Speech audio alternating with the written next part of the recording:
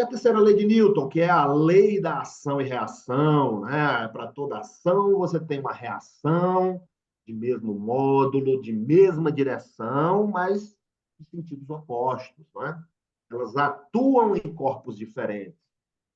Então, e aí tem um tiro de canhão, né? Você tem uma força que está sendo aplicada na bala, aí, na bola de canhão. Aí tem uma outra força também de mesma direção, mas sentido oposto, na mesma intensidade, sendo aplicada no canhão. Observe que elas têm a mesma intensidade, a mesma direção, mas sentidos opostos, mas nunca vão se anular porque elas atuam em corpos diferentes. Então, quando eu empurro, toda vez que eu tiver contato, eu tenho anulação e reação. Então, quando eu empurro uma caixa, eu estou aplicando uma força naquela caixa e aquela caixa, ao mesmo tempo, está aplicando uma força nas minhas mãos. Ok? Jogador de futebol, no momento que a bola toca, o pé toca a bola. Terceira lei de Newton. Teve contato, terceira lei de Newton. Ele aplica uma força na bola, a bola aplica uma força nele. A mesma força, são forças diferentes, só que atuam em corpos diferentes. Tem o mesmo módulo, mesma direção, mas sentidos opostos. Na hora que a bola pega no taco, acontece a mesma coisa, né? O taco aplica uma força na bola de beisebol e a bola aplica no taco. Quando eu aciono o gatilho, ó, no momento que eu aciono o gatilho aqui, terceira lei de Newton, eu estou aplicando uma força no gatilho e o gatilho está aplicando uma força no meu indicador. Quando um projétil impacta num bloco de parede, no bloco de uma parede aí, ele está aplicando uma força na parede, no bloco ali, e o bloco, por sua vez, também está aplicando uma força sobre ele. Ok? E aí vamos passar para as Professor, grandezas. professor, Pode falar.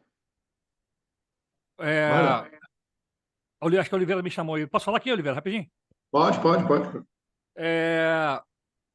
Essa é uma parada que eu estou querendo fazer de pesquisa. É o seguinte: quando sai o projétil da boca do cano, ele tem uma força ali, naquela situação. Tem uma energia, mas também tem uma força. Confere?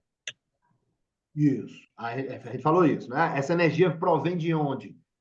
Da explosão, né? Da Dos gases. deflagração do propelente. Isso. E a gente vai ver uma grandeza aqui que se chama trabalho. O que é trabalho?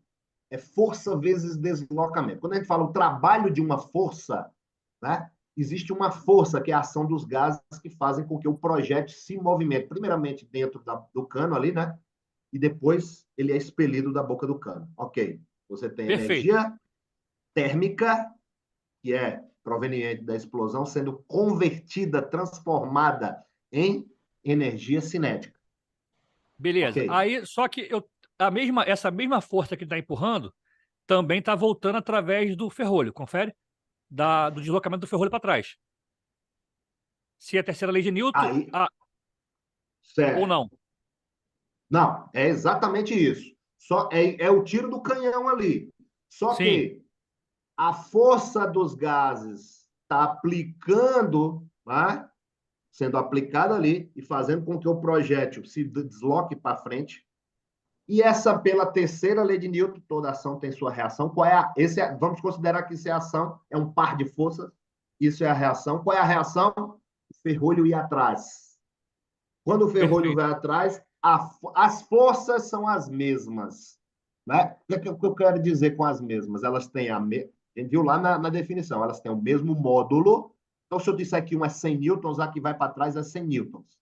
Elas têm o mesmo módulo, a mesma direção, né?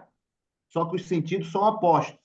E elas são aplicadas em corpos diferentes. Uma está sendo aplicada no projétil, outra está sendo aplicada no conjunto, porque não é só o ferrolho. Você tem ali a mola recuperadora, né? Tem tudo ali, Sim. o cano em si ali. Okay? Aquele Perfeito, professor. conjunto de peças. Aí, Ok? agora está o meu objeto de estudo. Qual a quantidade de força que o operador precisa para poder sustentar essa arma? Então, qual seria a minha parte de investigação? Seria essa energia de trabalho que eu tenho que pesquisar? Porque eu tenho que converter isso, inclusive, em quilograma-força. Não quero fazer Sim, faculdade de física, não, senão vai você dar ruim. pode transformar isso em quilograma-força. A gente vai entrar na grandeza não é? A gente vai entrar na grandeza que está relacionada com o recuo da arma, que é essa daí, é um momento linear. Ok? De momento linear, você vai entender por que, é que ela está relacionada com o recuo da arma. Ok? E aí você pode até transformar para quilograma que você quiser. Mas você vai ver que a própria, já eu vou mostrar aqui, mas a própria fabricante nacional, ela emitiu uma nota sobre aquelas beretas lá que teve mudança da mola recuperadora e não estava Sim, sim. ciclando, algumas. E ele usa não força, mas sim momento linear, quantidade de movimento.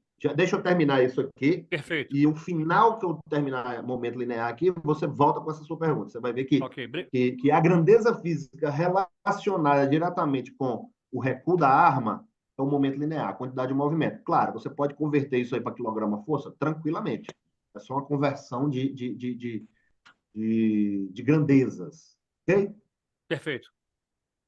Então, o que seria grandeza, desculpa, momento linear, também conhecido como quantidade de movimento?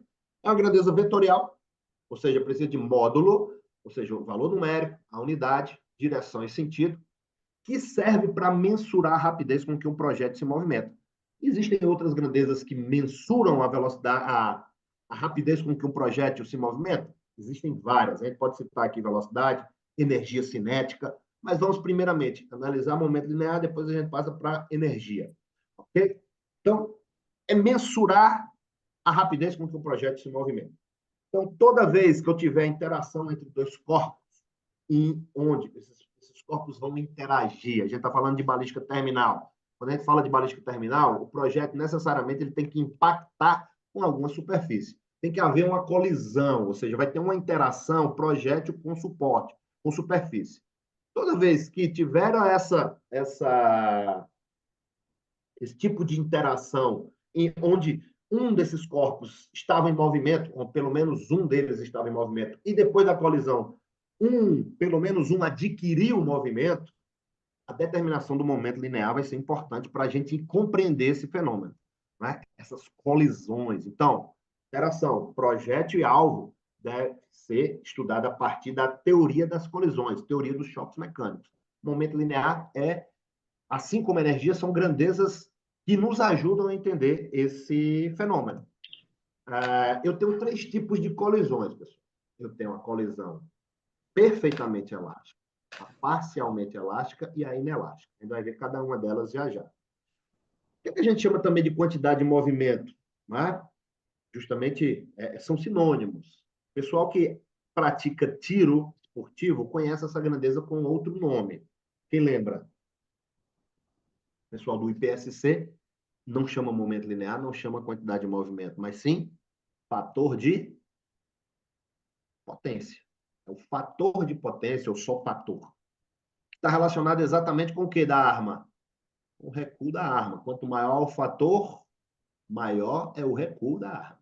Tanto que existem faixas, né, onde as categorias, né, você tem determinadas categorias, tem um fator mínimo e um fator máximo, ok? E para você participar de uma determinada prova, você leva suas munições, elas são escolhidas ali, algumas ao acaso, desmonta-se com martelo de inércia, pesa, né, mede-se a massa do projétil ali, né, e passa algumas também pelo crono para medir a velocidade.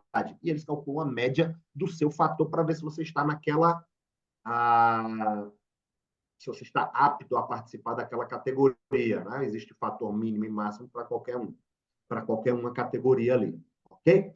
Quantidade de movimento, momento linear, fator de potência são sinônimos. O que é, como a gente consegue calcular o momento linear? Massa vezes velocidade.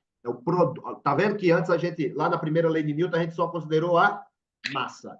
Eu disse, vamos começar daqui a pouco, mexer com a velocidade, trabalhar com os dois. Porque quando eu trabalho com os dois, eu vou falar de momento linear, eu vou falar de energia cinética, ok? Então, no Sistema Internacional de Unidades, massa é dada em quilogramas e a velocidade em metros por segundo. Então, a unidade do momento linear vai ser quilograma vezes metros por segundo. Lá no fator de potência, ele usa massa em grains e velocidade em pés por segundo. Então, a unidade vai ser grains vezes pés por segundo. Ok?